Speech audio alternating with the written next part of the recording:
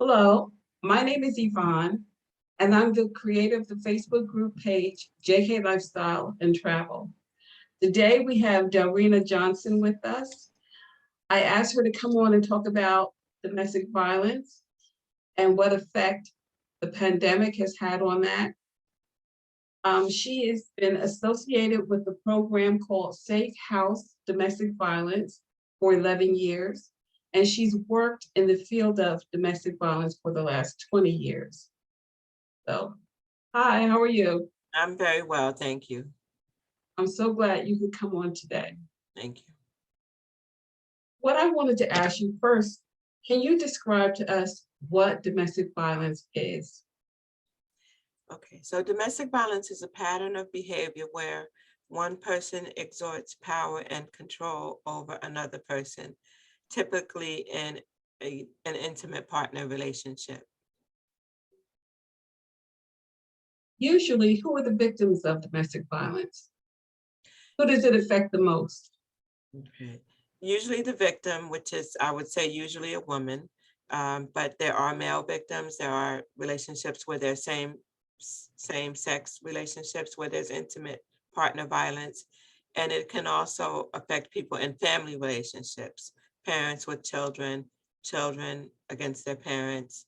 But most affected are the victims, which normally I would say are female victims. How does it affect victim? In many ways, it can take many forms. Abuse generally affects people, their health, their mental health and well-being. It affects their lifestyle. It affects their behavior. In many intimate partner relationships where there's domestic violence, there's a lot of, unfortunately, because of the power and control, people lose power for themselves. There's a loss of control. There's emotional damage that can happen. There's physical damage, obviously, when there's physical abuse.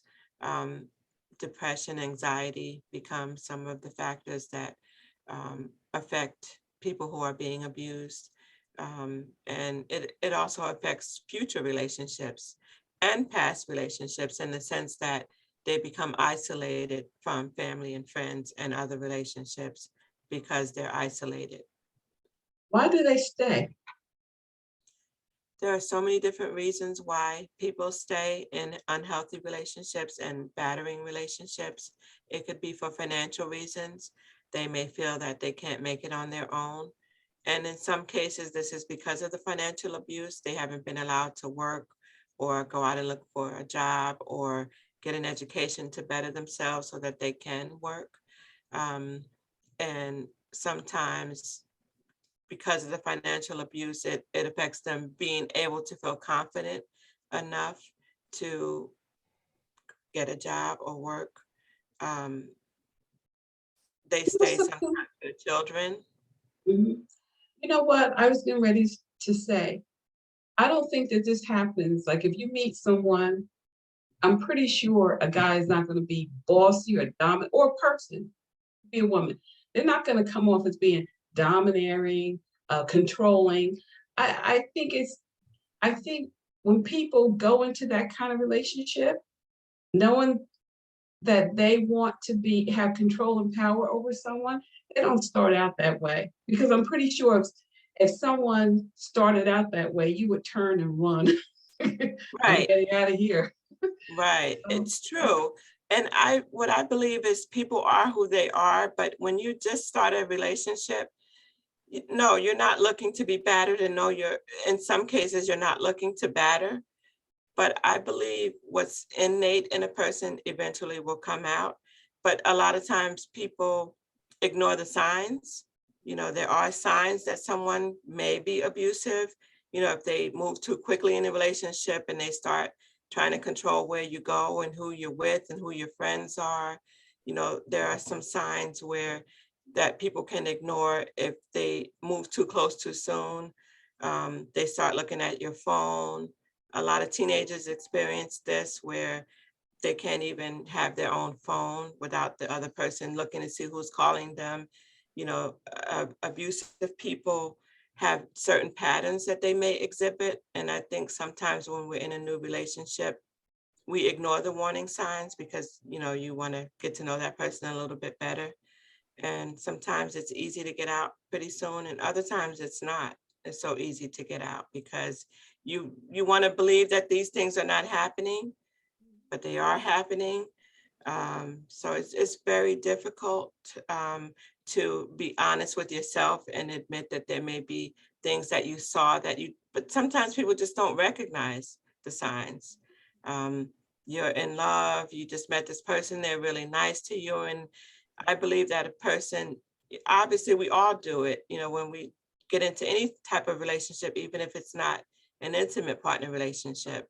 If we see someone, we meet someone, even if they've just become friends, you have things in common, you like that person, you want to get to know them. It may not come out right away. And it may take years to come out. Sometimes people are in healthy relationship for years and something major happens and then the abuse comes out. So it really just depends on the type of relationship, the person, what they've been through, what they've seen, and sometimes traumatic events cause a person to, I'm going to use the word, fly off the deep end and exhibit some drastic behaviors because of a traumatic event that happens in their life. How does it affect children watching this play out in their household? Children can act out in school. Some of the signs are acting out in school, becoming a recluse, not eating well, not sleeping well, crying a lot. Sometimes children actually start battering the victim the same way that they see their father or mother battering the victim. So they may exhibit some of those same signs of abusive behavior just because they've seen it in their home. Those are some of the ways that children are affected. And of course, there are long-term effects, trauma, secondary trauma, mental illness, depression, anxiety. I myself, I can get anxiety. I'm not prone to anxiety, but if I'm in the same room with someone who's being abused or there's loud noises and if a neighbor, I'm hearing some abuse happening in a neighbor's home, I get really scared and afraid and anxious. You were saying before that you had not yourself been in a domestic violence relationship, but you said you experienced that in your household. And Yes. and even to this day, you have symptoms. It's affecting you. Yeah. Yes. That's true. I've never been physically abused myself. But my mother was abused by my father before they got divorced. And in our home, the abuse was hidden. They often fought behind closed doors, but we could hear what was going on in many cases. We couldn't see the effects so much, but my mother lived with it, she quietly. But if I hear thumping noises and people arguing and yelling at each other, it does affect me even to this day. Brings it back. What does the perpetrator of domestic violence, what do they get out of it? I feel that what they get out of it is mostly power and control, because that's what abusers do. They exert power and control over their partners, and they can get financial gain from it, either by literally taking money from their other working partner. They may get power from just being able to boss someone around and tell them what to do and tell them who they can be with and who they can't be with. They can get power from having to make or being able to make all the decisions in the home and tell the other person to be quiet. They're in charge. Of course, being in charge, and everyone wants to be in charge, right? So I believe that they get that power out of being able to be in charge and not having anyone talk back or give their opinion about anything.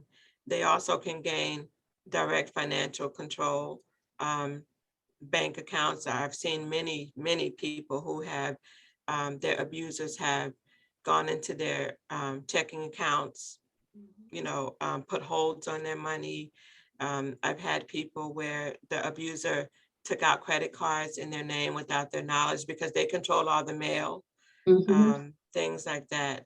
And obviously for narcissists, they just like the idea of being in control and having the say in everything and silencing their partners. Do they ever change? I believe it's possible for people to change, but I believe it's a long, hard road because you have to first admit that you are an abuser. And before any change can happen, you have to admit that you're doing something wrong and that you need to change. Um, I believe change is possible, but it is tough, I would say, very, very hard to change. How has this pandemic that we've been going through for the last few years, how has that affected domestic violence situations?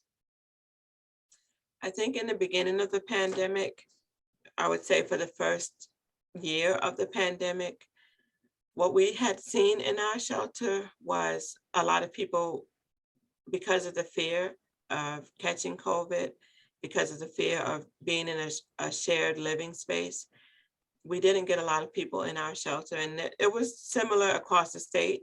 A lot of programs became empty or only a few people in their programs because people were afraid to be in a communal living environment. And it was very scary for people to come out. And of course, because of the lockdown, I believe that a lot of victims unwillingly stayed in their home and unwillingly had to continue to live with domestic violence for an extended period of time. And I don't think that domestic violence lessened. I just think that people, quote, took it more, Mhm, just mhm. dealt with the trauma, dealt with the abuse, dealt with the mental and verbal, physical abuse. And over time, when things started opening back up again, I believe that we did get a surge when things started opening up. We got a surge of callers, and we're still getting tons of calls all the time for not just for shelter, but for mental health services, for help with housing, which has been one of the most difficult um, results of the pandemic. Has been it's a lot harder for people to move on. A lot of people lost their jobs, and again, it exacerbated an already existing problem of being able to get out there and work, because if you didn't lose your job or got laid off or temporarily unemployed, you then had to go out and start looking again. And it's been really, really a tough um, road for people experiencing domestic violence because they're having to find new ways of getting services. Businesses even now are still closed. Um, the courts just opened back up again for restraining orders. And for a long time, everything was done through Zoom. And then you had the issue of technology. Well, if I don't have a computer at home, how am I going to go to court and talk to a judge? Um, it's been very, very challenging and difficult for people to get services and to have access to services. We have found that the housing situation has gotten really dire, especially in the greater Newark area. Newark in particular, the market rate for rent now has skyrocketed because Newark is clustered in with surrounding counties where the income is a little bit higher. So like for instance, Essex County, Union County, I believe Passaic County, and one other county, the area median income is higher in some of those other counties, which is raising the area median income for all of those counties clumped in together. So for instance, an apartment that you would be able to get 2 years ago in Newark, one bedroom apartment maybe for 900 or 1100 now will go for 1300, 1400. And those same people who haven't, their incomes haven't gotten higher, but because we're experiencing I wouldn't say that it's because of the pandemic, but I believe the pandemic made things worse for housing, because now people are able to raise the amount of rent for people and the incomes are the same. So it's unfortunate because we've had during the pandemic, especially in the last year, trying to move people out of the shelter into their own apartment has been an extreme challenge for those reasons. And also because we have found that a lot of landlords now are refusing to take, I want to say subsidies, but rental assistance from various sources. For instance, we got a grant, which we've never done before. We've never paid anyone's first month's rent and security. But during the pandemic, there was a lot of money out there being given to agencies that are helping people. So we applied for a grant and received assistance to help people with their first month's rent and security. And since the pandemic, that money has all run out. But we've learned that when some of our residents were ready to move on and they went to look for an apartment, landlords were telling them, we don't want to take any subsidy, or we're not taking first month's rent and security. And if you can't afford to pay on your own, then we can't rent this space to you. Or they want 3 times the rent amount. You have to make 3 times the rent amount. It's been really, really a challenge in that sense for people to move on. Temporary rental assistance, which is a subsidy that is given to people on public assistance. They get help with paying their rent. A portion of their rent is paid by welfare for 6 months, and then they recertify it and they would give them another 6 months. And what's been happening is landlords are saying, to kind of screen those people out, landlords are saying, we don't accept TRA. Or they're saying, we need you to sign a lease for 1 year, and TRA is only guaranteed for 6 months. So those people are suffering because it's limiting their ability to find housing. So those are just a few of the issues that we have faced with moving on from this pandemic. A lot of people lost their jobs and had to apply for public assistance. And we found that people are staying in our shelter a little bit longer. Our program generally is 30 days, but people can ask for extensions after they've been in our program for 3 weeks. And what we're finding is people are staying longer because, number one, they're unable to find affordable housing. 2, landlords are not taking any type of subsidies. We did run out of funding for the rental assistance, but we refer out to other agencies. And other agencies still have funding, but it's still a challenge to find landlords willing to help people who need help, a little bit of help. Some people only needed the first month's rent and security. They were able to pay the rent moving forward, but a lot of landlords were still turning them down. And so those have been our biggest challenges with the pandemic. Well, I really don't know where to go after that because, you know, that was a lot, right? It's a lot, and it's, I mean, where do people go? Right. What do they do? Usually after people have been in our program for 3 weeks, we sit down with them and we make a plan. They have to have a plan B. So they sit down with their case manager and discuss what the plan B could be. Sometimes that is being creative with finding alternatives. We don't provide direct job search assistance, but there are agencies that we can refer to. A lot of people we found were receiving unemployment because they did work. And, again, there's another issue with the unemployment. A lot of people were having problems, they would apply for unemployment and it would be pending for a period of time. And we've had people be here a couple of months before they even saw the first check. That's still happening. We just had a person in our program recently who applied for unemployment when she first came into our program. She was in our program for 60 days. And even when she left, which was last week, she still had not received her first unemployment check. And I guess some people don't have family, huh? Extended family willing to help. Sometimes they do, but most of the time they don't. And I think part of that is because you look at the variety of people that come into our program, and it is a variety. We have people who work, we have people on public assistance, we have people who are immigrants and don't even have a chance of getting unemployment or public assistance or a job. Those people generally stay longer because the options are very limited. And if we take people in who are chronically homeless, most of the time they've already exhausted their family support, if they had any in the first place, put in their drugs and alcohol abuse. They have to get help with that because we can't even really begin to address the domestic violence in some cases until we address the addiction. And sometimes the addiction stems from being a survivor of domestic violence. And you have to juggle many pieces in order to move to self-sufficiency after being victimized.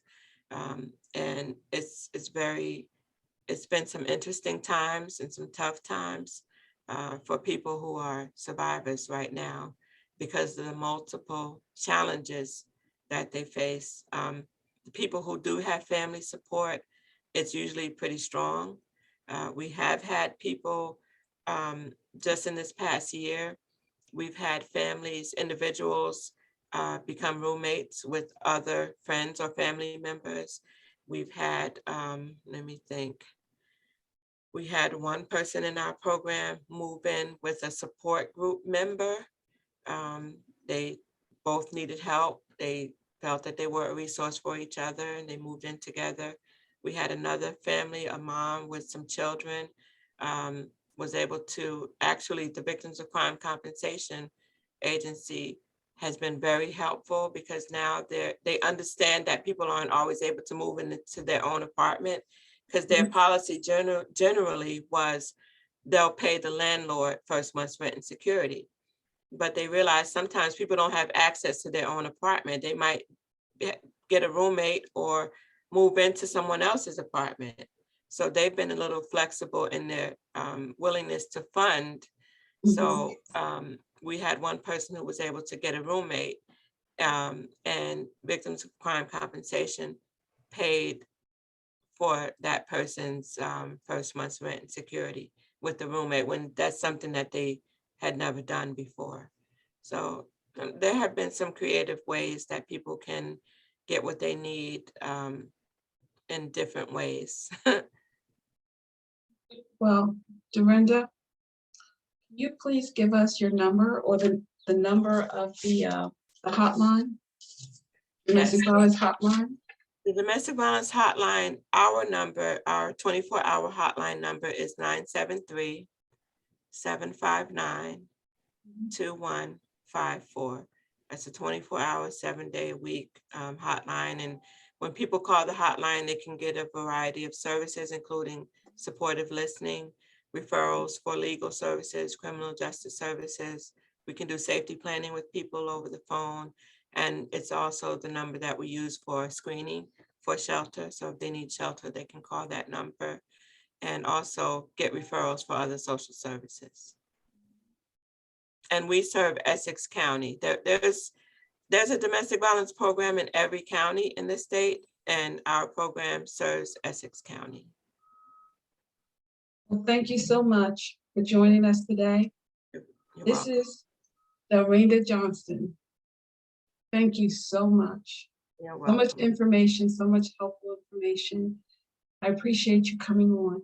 Thank you for having me. Bye-bye.